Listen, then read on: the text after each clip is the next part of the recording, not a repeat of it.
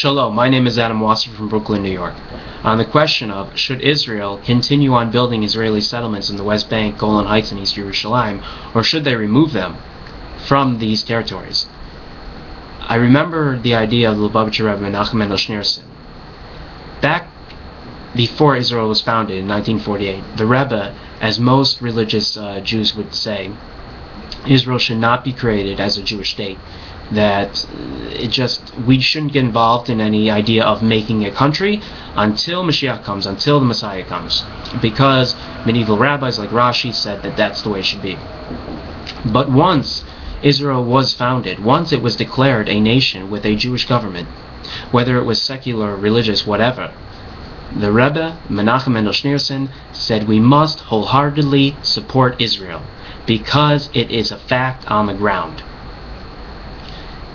The settlers, almost 500,000 today, are a fact. It is not a dream, it is not an idea, it is a reality. So what do? Do you say, well, we might have a Palestinian state one day, so you are a problem, we have to remove you in order to negotiate, or we declare a Palestinian state, give them borders, and then remove whatever Israelis are living in this new Palestine? What do? Now, for me, I would say I don't believe in making a Palestinian nation.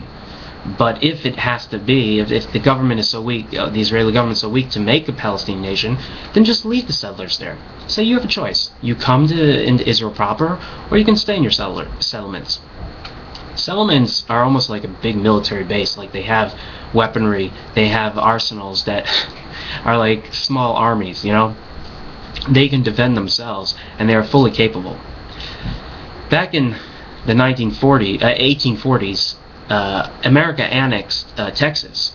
Now, it wasn't because out of force or out of greed or anything. The people of Texas said we need protection from the Mexicans. We want to be a part. They were also broke and couldn't afford to keep Texas as their own, so they asked America to annex them and become American. But at the same time, they had the ability to become their own country. Here's the same thing.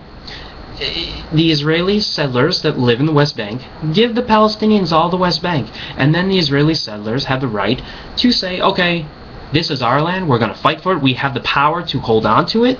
And then once that happens, then they can say, Israel, we'd like you to annex our territory. So this is our territory. It's not the Palestinians' territory. It's not the Israeli territory. It's the settlement of Gush Etzion or Me'al Dumim or Ariel or whatever. And they say, this is our territory. We want you to annex Israel, our land. And then who can say anything? Because in truth, the West Bank is contested land. Nobody really has the right over this land. Israel has a biblical right, it has an historical right, but practically speaking, there are 2.5 million Palestinians that live in this area right now, and they don't really have a right because they've never been a country. In fact, the Palestinians are immigrants from Syria, Lebanon, and North Africa that came in the 1800s, partly from the British and from the Ottomans, because this land was Palestine was a no man's land. Very few people lived there. It was underdeveloped. It was dangerous to live there, and the Ottomans and the British brought people in to live there. Nowadays we call them Palestinians. Even after 1948, Jordan annexed the West Bank as a part of their territory because there was no such thing as Palestinians. So this land called the West Bank, East Jerusalem, is contested land that nobody really has claim over, because nobody has really owned it. Okay, yes, Israel in biblical times, but nowadays we're talking modern state. Okay, so why not do this idea? Now, another situation, we say, well, if there's not going to be a Palestinian state right now, what's the legitimacy of Israeli settlers moving into the West Bank? What's the legitimacy of Israel continue on settling like E1, which will be a settlement built that connects East Jerusalem to Me'al Dumim, a suburb in outside Jerusalem. What's the purpose of continuing settlement building? What's the purpose of expanding settlement building and building more settlements? Well, in truth, because this is contested land, because nobody really has true right over it, everybody has an argument to make, but when it comes down to it, it's contested. So Israel has a right, because it is contested. We have the right to build and see what happens. We have the right to see, okay, here's a settlement, we build it. If Jews move there in droves, then that is Jewish territory. You know, we like to look at borders of a country as, oh, they must be straight, they must be wide, blah, blah, blah. But, you know, this is a modern concept. Many countries in ancient times and in medieval times were zigzag. They were all over the place. So if the West Bank must be a mosaic of a territory for the Palestinians, what's wrong with that? Where they live is theirs. Where we live, the Jewish people, is ours. Now, yes, God gave the West Bank to the Jewish people. It's called Central Hills of Yehuda and Samaria.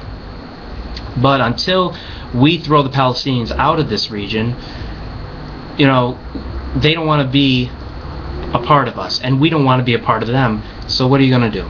Force them to just live as they are? You can't expect them to live that way, because no, you don't want to live as a, I don't know even what to call them, a people without a flag or nation. Just live that way.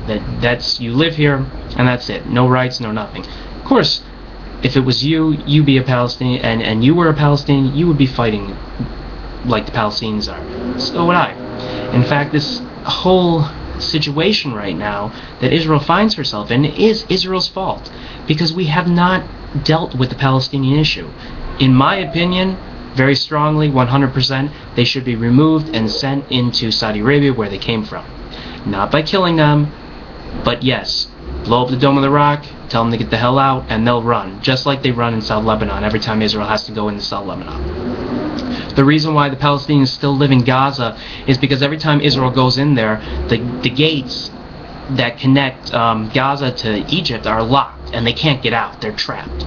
But I guarantee you, if we open up those gates into Egypt from Gaza, Gaza will be empty sooner or later. So what do? We're not willing to remove them. We build. This is life.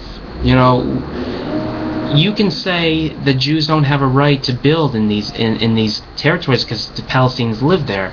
But then why do the Palestinians have the right to build and live there?